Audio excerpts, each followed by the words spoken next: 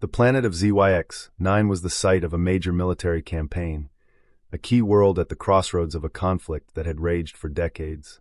The alien forces, an alliance of the Ferric Dominion, a ruthless and technologically advanced empire, had been tasked with securing this planet to ensure the expansion of their dominion across the galaxy.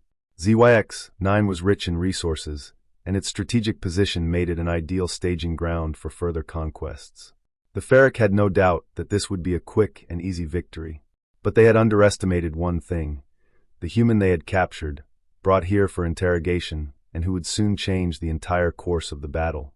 Humanity had earned its reputation as a species that could survive against impossible odds, and for good reason.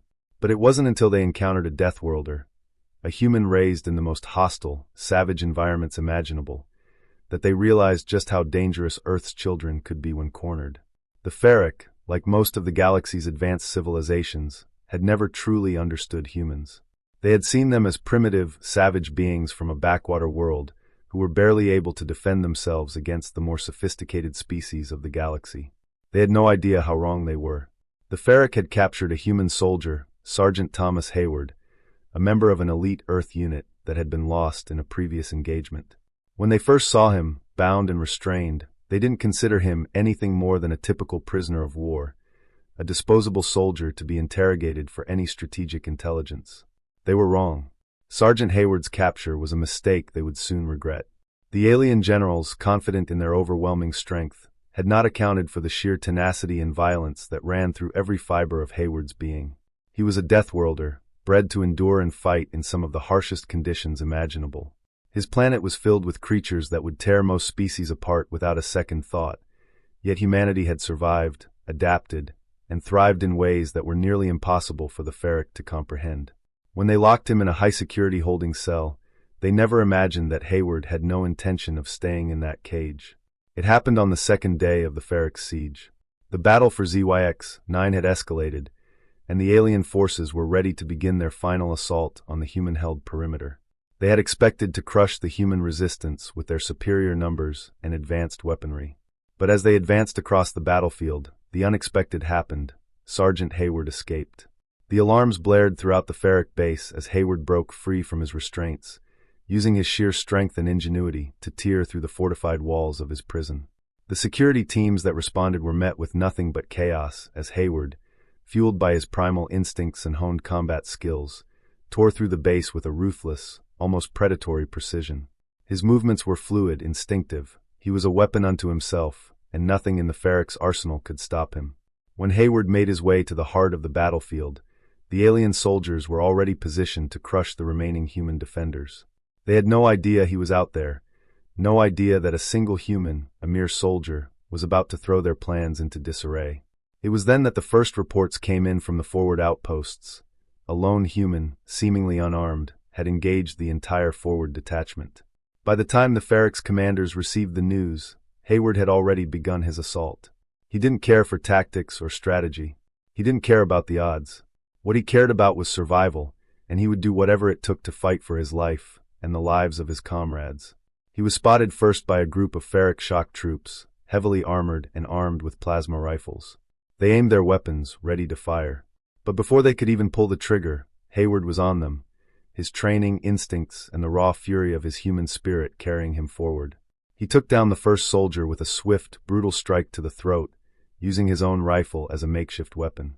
He was already moving, a blur of motion, before the first body even hit the ground. The Ferric soldiers, despite their technological superiority, were no match for the relentless human soldier. Hayward was faster, stronger, and more determined than any of them. He didn't need advanced weapons or technology. He used whatever he could find, turning enemy weapons against them, utilizing the terrain, and moving with such speed that the aliens couldn't even track him. The battlefield became a chaotic mess of dismembered armor and fallen soldiers, as Hayward picked apart the Ferric's forces one by one. No mercy, no hesitation. Back at the Ferric command center, commanders watched in disbelief as the human continued his rampage. They had expected an easy victory over a lesser species, but now they were witnessing something they could not comprehend. A single soldier, seemingly incapable of feeling fear, had thrown their entire assault into disarray. The reports came in from every sector, Hayward had taken out entire squads. He'd infiltrated supply lines, sabotaged vehicles, and killed high-ranking officers without mercy. A death toll of Ferric soldiers was mounting with no sign of slowing down. As the battle stretched on, the remaining Ferric forces tried to regroup, but they were too disorganized, too demoralized. Hayward's rampage had broken their will to fight. They had no idea how to defeat him. He was everywhere, a relentless force of nature. The only thing that kept them fighting was the belief that they could overwhelm him with sheer numbers, but even that was fading. Finally, after hours of chaos, the Ferric commanders decided they had no choice but to call for reinforcements from the rear, unleashing their most elite troops in an attempt to take down the human. But even they were no match for Hayward.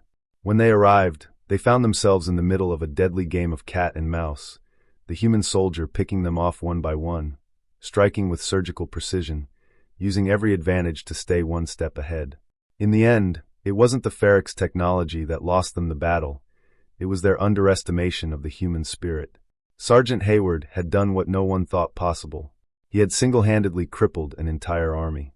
The Ferric commanders watched from their command posts, helpless and stunned.